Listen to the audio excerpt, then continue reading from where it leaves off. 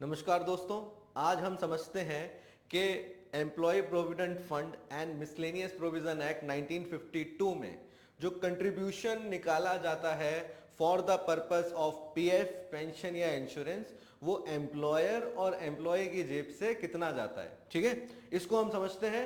With in 5 minutes इस story को खत्म कर देंगे। तो सबसे पहले मैं एक चीज लिखता हूं, X percentage of basic wage plus DA plus R A. ठीक है, इसको कह दिया वाई। ठीक है, अब आप देखिएगा ये जो एक्स है इट कैन बी 10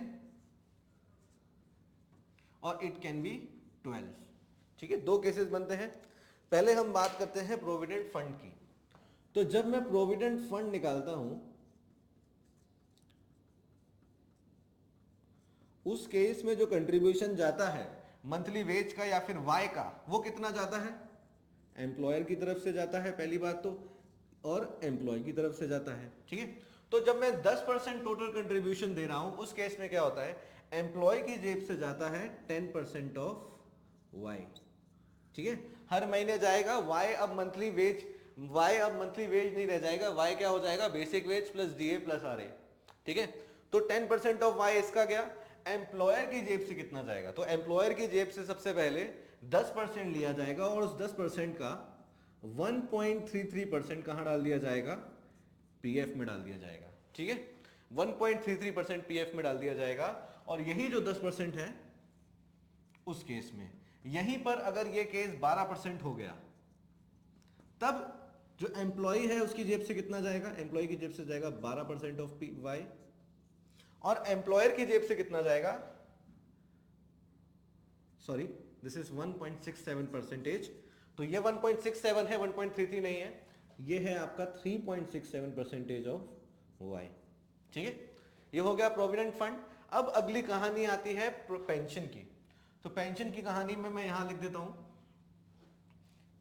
पेंशन की कहानी में यहां लिख देता हूं, जो पेंशन है वो कितना जाता है।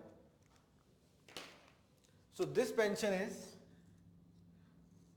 Employ and employer. जो एम्प्लॉय है उसकी जेब से जब सारा पैसा पीएफ में चला गया तो कुछ भी पैसा जो है वो पेंशन में नहीं जा रहा है, यानी कि जो एम्प्लॉय का कंट्रीब्यूशन है दैट विल बी 0।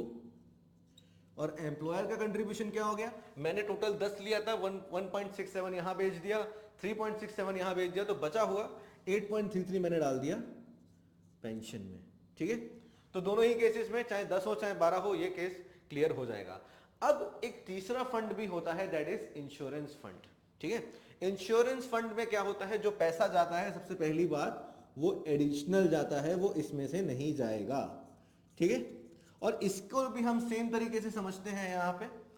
तो पहले तो एम्प्लॉय का कंट्रीब्यूशन एंड एम्प्लॉयर का कंट्रीब्यूशन। अगेन आपको नोट करना है, पेंशन और इंश्योरेंस दोनों ही जगह एम्प्लॉय का कंट्रीब्यूशन जाता है 0। यहीं पे एम्प्लॉयर का कंट्रीब्यूशन कितना जाएगा, not less than, not more than 1%। अच्छा, ये 1% ऑफ वाई है, ये भी 8.3% ऑफ वाई है। ठीक है, तो ये बात क्लियर है। यानी कि जो 10 या 12 की कहानी थी, अगर इसको समराइज किया जाए, ये percentage of basic wage plus DA plus RA जाता है, प्रोविडेंट फंड, पेंशन और इंश्योरेंस में जाता है। किसकी जेब से पैसा कहां गया ये चीज नोट करनी है, और कितना गया। एम्प्लॉयर का पैसा टूटेगा, पेंशन और प्रोविडेंट में जाएगा, और एम्प्लॉय का पैसा सारा ही जो है वो प्रोविडेंट में चला जाएगा। इंश्योरेंस में और पेंशन में एम्प्लॉय 0 है, और इंश्योरेंस में जो पैसा जाता है that is not more than 1% of Y, वो एम्प्लॉयर की जेब से जाएगा। आई होप इस पर्टिकुलर डिस्कशन के बाद ये जो मैथमेटिकल कैलकुलेशन या फिर किसकी जेब से जो पैसा जाता है, ये सारे डाउट्स आपके क्लियर हो गए होंगे।